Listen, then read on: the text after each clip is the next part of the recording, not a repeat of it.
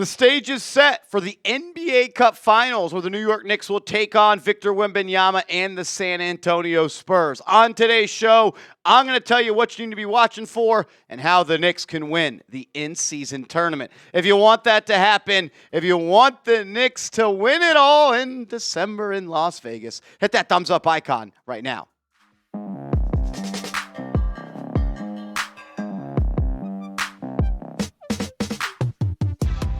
This is New York Knicks Now by Chat Sports, and I am your host, Marshall Green.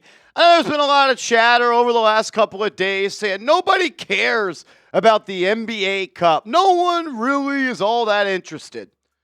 I can tell you that is not true. The games that I saw between the New York Knicks and the Orlando Magic and the San Antonio Spurs and the Oklahoma City Thunder, those felt like conference final games, and I'll even go as far as to say the Spurs versus the Thunder, it felt like an NBA Finals type of game. It was a neutral site. The crowd was awesome. There were more eyeballs on this game, and there's a chance for these guys to win up to $500,000. The players care, the coaches care, and I'm here to tell you the fans care as well, and I want to win the NBA Cup. What does it mean? I don't know. It means to me that the New York Knicks were able to win a very serious game with a lot on the line. This is as close as you will get to a NBA Finals, conference semifinals game until you actually get to those moments. This is a great opportunity for the Knicks. This is a litmus test for the New York Knicks, and it's a chance for them to go through this type of environment as a team. Yes, the New York Knicks made the Eastern Conference Finals last year, but it's a different team, and it's a year-to-year league. And I understand they brought back the core, but it's a new head coach. We know that. And I want to see how they play in a pressure-filled, big-time stage with all of the NBA eyes on them. So I want to win. It's an opportunity for them to get better, see where they're at, and prepare themselves for the playoffs. Let's take a deep dive into who these two teams are at the moment. The San Antonio Spurs, they are a team, in my opinion, that I think is ready to go and compete for the NBA Finals. I think they are the second best team in the Western Conference, and if you get a healthy Victor Wembanyama, I think they could beat the Oklahoma City Thunder in a playoff series. Both teams are 18-7. When you talk about net rating, which is how many points do you outscore your opponent by per 100 possessions. The Knicks are plus 8.6. The Spurs are plus 4.2.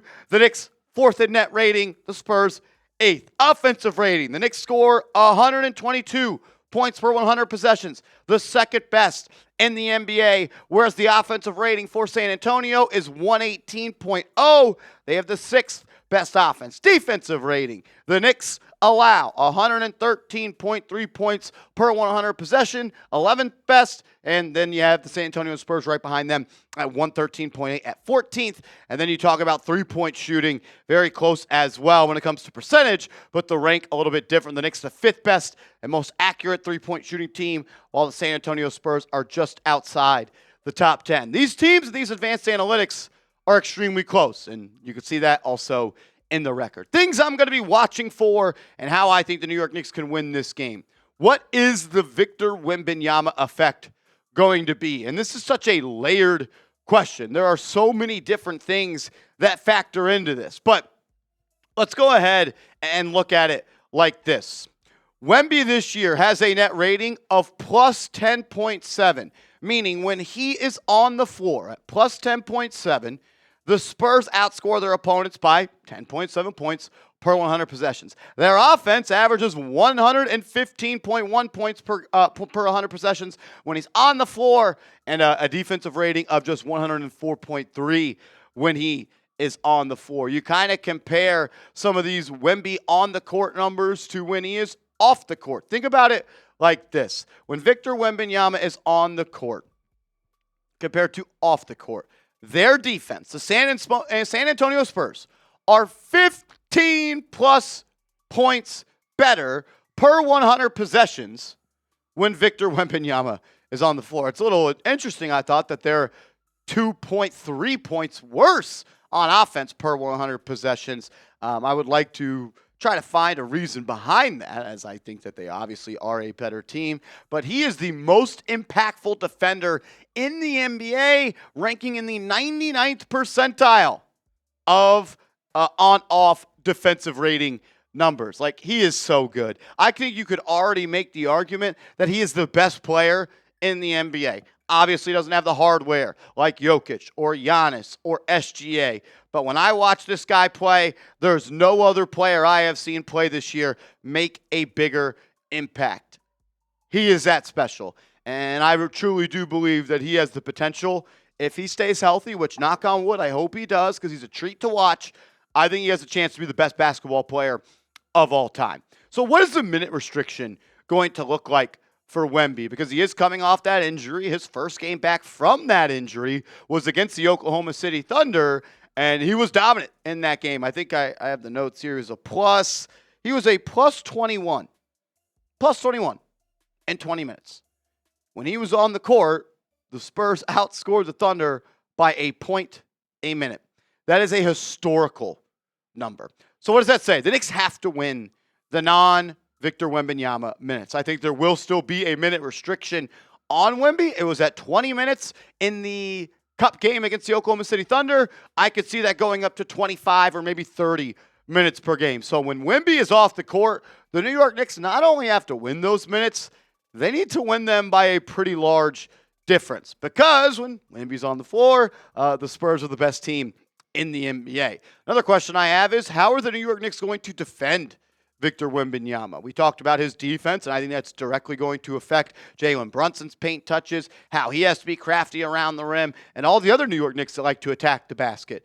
But the Knicks are going to have an answer when they are on defense defending him as well. Do you put Mitchell Robinson on him? Do you try Karl-Anthony Towns? His advanced defensive metrics this year are the best of his career. Do you throw an OG Anunoby at him? Do you put a smaller guy on him that could be a little bit more physical, that has a strong center of gravity? And Josh Hart, you saw Alex Caruso, if you watch that game against the Spurs, have some success defending Wemby, kind of just getting paws inside of him, underneath him, and being kind of a pest.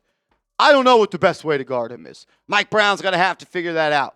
But I would like to see him try a couple of different things until something does crack the code. We'll return to talk about Wemby in a second. We could do it all day long. But another key, and I think a swing talking point of this game, is the New York Knicks defending on the perimeter and trying to slow down the dribble penetration for the San Antonio Spurs. Their trio of guards and lead ball handlers, it's the best in the NBA. De'Aaron Fox, still that guy. Stephon Castle in year 2 is playing like at a all-star level. I'm very, very impressed by Castle. Loved him coming out of college. I would have took him number 1 overall. That was said on this channel. You can go find those videos. I was begging for the New York Knicks to move up and go get him. Obviously, it did not happen. And Dylan Harper, as a rookie, he looks like the real deal. You have 3 guards that live inside the paint. I think Fox and Castle are both inside the top 21 of drives per game. The Knicks, we saw against Orlando, they didn't protect the rim.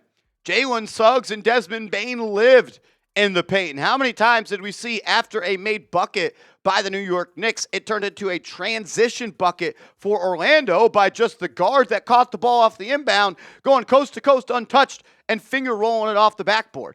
You cannot allow that to happen. If you let the trio of guards from San Antonio dribble, drive, create, penetrate, dish, and live inside that paint, you're going to get blown out in this ball game.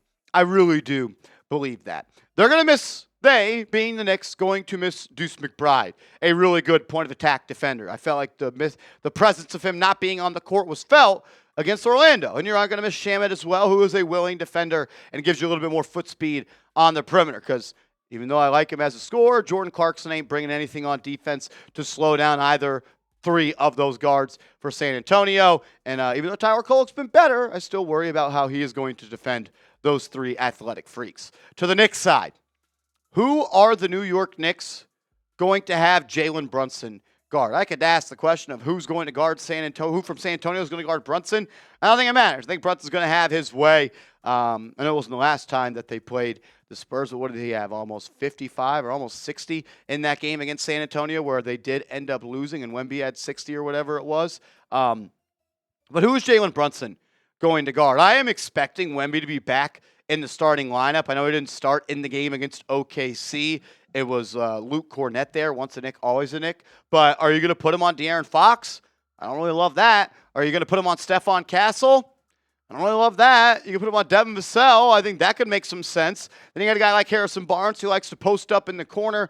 Obviously would have a pretty large height advantage as he's touching almost 6'8", and Jalen Brunson's probably closer to 6'1". Not a great matchup for Brunson. They got to be creative in the ways that they hide him. But if you made me say today who I'd start Brunson out on, I want to lean towards Harrison Barnes. Guard him in the corner, and if the Spurs think with Brunson on Barnes, their best plan of offense is to post up Harrison Barnes and play through him, good. Like, do that. That would lean in towards the New York Knicks' favor. That would change the way the Spurs go about playing offense, which may be very successful to post up Harrison Barnes, but that's not how they play, and I think that could help the Knicks. Either way, you're going to need a strong defensive effort from every other player on the Knicks because all 5 players on the floor at one time for the Spurs can score, and you're going to help Jalen Brunson on that side as well. I think another big storyline in this game is which Josh Hart are you going to get? In the game against Orlando, Josh Hart was awesome. And he's been awesome for pretty much the entire season this year, but I think he was 0-4 from downtown, and this will be the closest thing that we see to a playoff game, and we've seen in the past against the Heat, against the Pistons, against the Celtics, and things of that nature that Josh Hart is being dared to shoot. And against Orlando, he didn't make any shots. But he is shooting 38% from 3. And I would bet the San Antonio Spurs are going to try to pack the paint, sag off of Josh Hart, and dare him to shoot the basketball. And we'll see which Josh Hart shows up. Is he going to make shots, or is he not going to make shots? And if Josh Hart can go 2 of 4 from 3, 3 of 7 from 3, if he could at least keep them honest and make them pay a couple of different times, you're going to win this game. If Josh Hart can hit his open shots and produce on the offensive end when the ball finds him with the shot clock bleeding and he's open for 3, if he can make those shots at a pretty reasonable rate, I think the Knicks are going to win this basketball game. A couple more things to discuss about the NBA Cup Championship preview, but this t-shirt, it is on sale. It was $35. Now it's $26. Chatsports.com/NYK City shirt. Chatsports.com/NYK City shirt. Last thing I'm going to be looking for, I'm obviously going to be looking for a lot of things, but another major storyline to me is how is Mike Brown going to coach in a big game? A moment where, like, I don't want to try to oversell this, calling it a championship atmosphere, I think is a little rich, but it's the closest you're going to get all season long, and it is going to feel like a big-time game. And how is Mike Brown going to adjust? What numbers is he going to push? What triggers is he going to pull? And how is he going to put the Knicks in the best spot to win this basketball game? I personally thought that he was really good against the Orlando Magic. I liked the rotations. I liked the different trying of different lineups. I thought that they did a really good job adjusting in that second half as well. I was impressed with the way Mike Brown coached in that Eastern Conference semifinals NBA Cup game against Orlando. Like, a thought that I have is, do you go to the double big lineup a little bit more? You saw that in the game versus Orlando. You also saw the double point guard lineup with Tyler Kolek and Jalen Brunson.